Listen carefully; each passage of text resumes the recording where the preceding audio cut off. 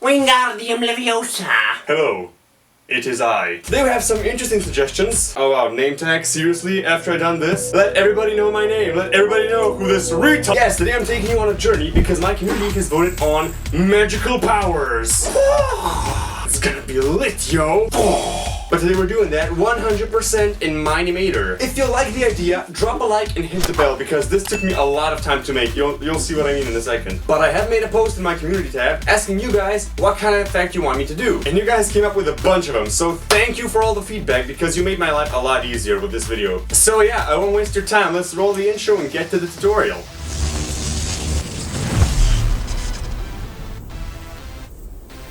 So if I create all the effects in front of you, we can literally be here all day because it takes some time. So instead I've made all these effects in advance so we can just go over them and I explain how they work and you can learn about them and we have time to do all of them. Now it did get laggy so I had to split this into 3 separate projects to show you all the effects. But here we go. Starting off with a simple one, it's called Fire. A realistic fire in Mine Imator. Let me show you how this works. If I open this folder, you basically see I have 4 logs. And now, first thing is adding a fire particle, which is this one. I'm not gonna explain how particle creators work in this video. If you want me to make a tutorial on the particles, vote on it!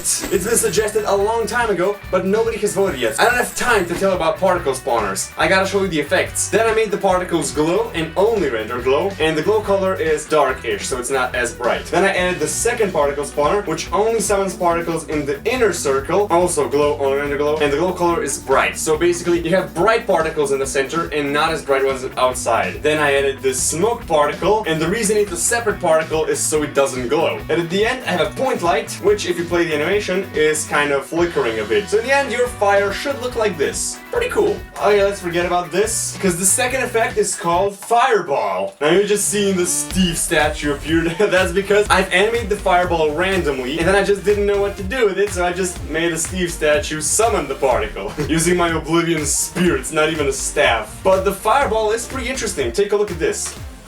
This is 100% Mine Imator. No funky business. This is your fireball. You see what we have here. It's basically the Steve statue. Let's just ignore that. Folder for the sphere. The reason it's in a folder is because I can animate a smooth arc. That's the only reason the folder is there. This sphere is literally just a sphere. It has a mixed color to be dark reddish, making it appear like it's on fire. And of course it is glowing with the glow color of this. It's a glowing sphere. That's it. Then I gave it some fire particles, which is basically a simple particle spawner which summons particles, and that's mostly it. And if I open the particle spawner, you can see the particles orbit attractor. That's important because in the particle you can have the attractor, which is the sphere, and I decided the force. So basically what's gonna happen is if the sphere is gonna move around, the particles are going to follow that sphere. So after that we have a simple glow texture, which is nothing else than a radial gradient here. I'll put the link in the description for these lighting textures because you might need them. Obviously it should not catch shadows. I messed up with this one. So what happens is these two glow textures get brighter and brighter. Bam! This is where the fireball starts. You can go for extreme values here, and then basically this glow simply follows the fireball. Fireball falls down to the ground, and it looks pretty cool. If we take a look at this again,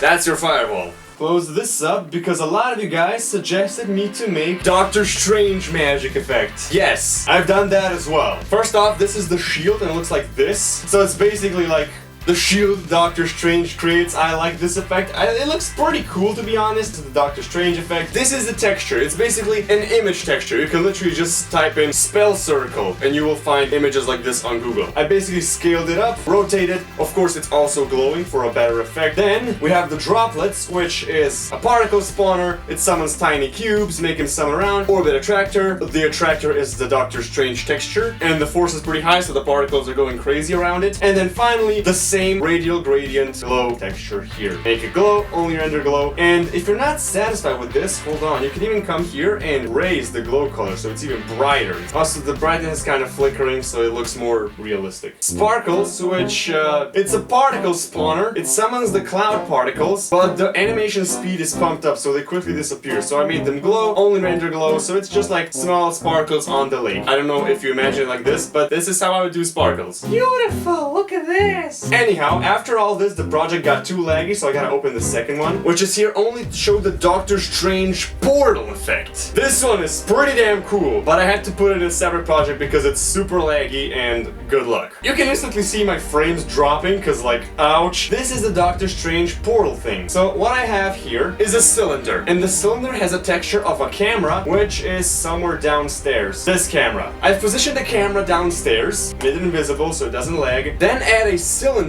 and gave it a texture of the said camera. Scale the Y down, so basically just like a circle above here with the texture. If I add, let's say, a zombie, and if I put the zombie in front of the camera, as you see, the zombie appears on the portal as well. So this portal does function. Then I added an inverted cylinder. It is inverted, so you can only see the insides of it. Made it glow, so it looks more bright and shiny like this. And then the most laggy thing ever is the spin. This spin is a folder with a rotation point in the center. Portal particle is something which emits cube particles which are falling down, and this spin is rotating it around like crazy. So the particles are summoning around the edge of this portal, just like in Doctor Strange, and it's summoning a lot of particles. Hold on, let me see. 80,000 particles per minute, and I'm getting laggy. Low quality hiding. This is how it looks like. It kind of does look funky because the particle creators are not strong enough to emit all the particles to hide the edge of the portals. It's kind of very expensive, but I hope I gave you an idea on how you would do something similar. Now the final scenery has the 4 final effects. First up, we have lightning bolt. Hold on, I messed something up. 1 second. There, I'm back. Fixed it. So it looks like this.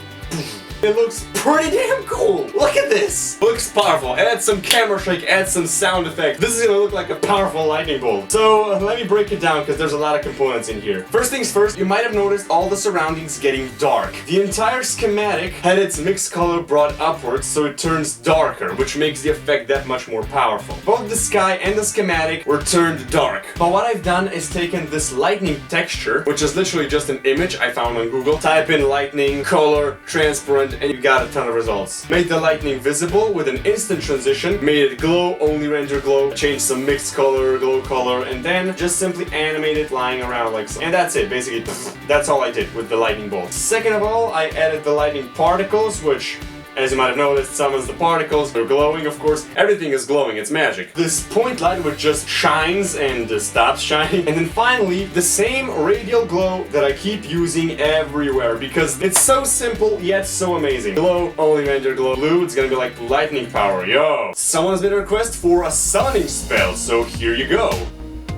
You would animate your character smashing the ground or something and this would appear and Bwah! Summon a zombie. Of course you need some point lights, I didn't use them here. So first things first is a simple surface which glows, only renders glow, and that's mostly it. Second thing is, of course, the radial glow. Then we have a light cube. Okay, let me just make this surface invisible. A light cube map texture which I made previously. The download link will be in the description, don't worry. I have 2 of them with different values. One of them is bigger, so it looks more smooth. That's it. Appears, flashes for a while, disappears. Of course, add point lights as well. Next one, we have electricity in the palm of your hand. It looks like this.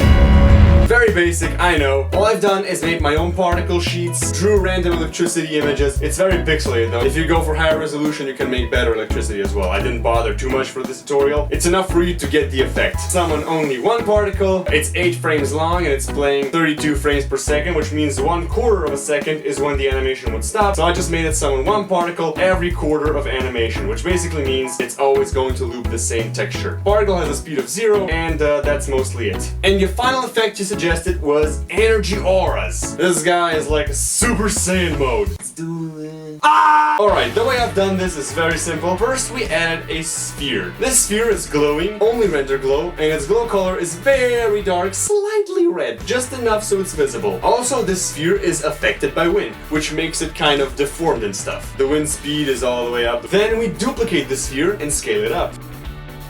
So basically you have a lot of spheres on top of each other, and then we just have some aura particles summoning random cubes, orbiting an attractor, and the attractor of course is the body of our Steve with the force of 5. It's glowing, only render glow. You can make this effect even more noticeable by raising up this, so you can have like any kind of, you can have green particles as well if you want to. But yes, most effects work the same way. Use glow because now you can. There's a lot of debate when the image is over edited. Let me just tell you this. Definitely over edited. But it's only on screen for like a bunch of frames and then it disappears. Even this is over edited, but it's on the screen for longer. But the point is, it's magic. It's acceptable. You can over edit images all you want here, but be reasonable because there is a too much and you will notice when there is too much. For instance, if I do this is now too much. This just straight up looks ugly. Keep it desaturated, more bright, so it's burning through the color, not giving it saturation because you're just ruining the effect. So all in all, that includes the tutorial with all the different effects and stuff. I hope you've learned a thing or two, and of course, experiment on your own. Thank you so much for watching this video. I hope you enjoyed. Now, stay sharp.